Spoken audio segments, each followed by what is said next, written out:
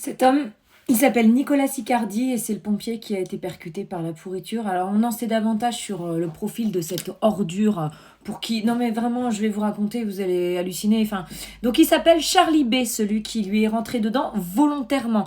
Donc je vous rappelle les faits, ce monsieur est pompier.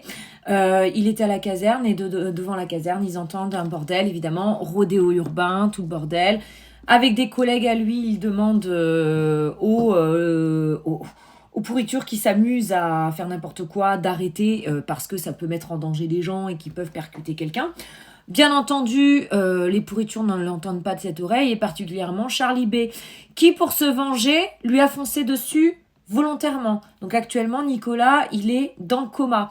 Donc, mais attendez, parce que le Charlie B s'est pas contenté de lui foncer dessus. En fait, il a fait demi-tour et pendant que les collègues de Nicolas étaient en train d'essayer de lui donner les premiers secours, il est revenu et lui a craché dessus. Il a craché sur le corps de quelqu'un qui était par terre. Voilà, on en est là aujourd'hui sur des pourritures qui se sentent tellement en impunité qu'ils vont aller jusqu'à mépriser leurs victimes. C'est pas un truc de fou quand même ça. Donc l'autre, il a fait demi-tour en sans craindre quoi que ce soit, tu vois, il a fait demi-tour et il a craché donc sur Nicolas, sur ses collègues. J'ai même plus les mots en fait. Là, il va falloir vraiment, moi pour ce genre de pourriture, j'estime qu'il faut rétablir la guigui en place publique. C'est plus possible en fait. Les mecs se croient tout permis, ils n'ont plus peur de rien. Et en même temps, ils ont raison de pas avoir peur parce que qu'est-ce qui va se passer? Donc la pourriture, Charlie B, il a 19 ans. Il a été interpellé. Du coup, il a été interpellé. Il va se passer quoi?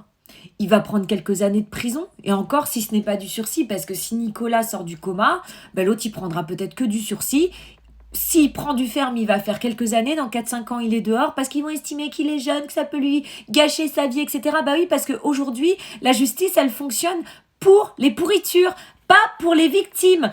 En fait, là, les rodéos urbains, ce qui est arrivé à Nicolas, ça peut arriver à toi, à moi, à n'importe lequel d'entre nous. Ça peut nous arriver à un moment où on est en train de traverser une rue et t'as une pourriture qui arrive et qui te bing, qui peut te binger ton enfant, comme ça a été le cas pour la jeune Camilia l'année dernière.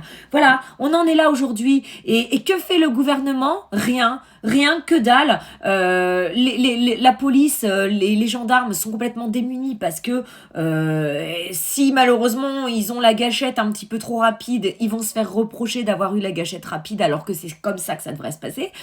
Moi, j'ai même plus les mots en fait. Donc, tout mon soutien à Nicolas et à sa famille. J'espère vraiment qu'il va s'en sortir sans trop de séquelles.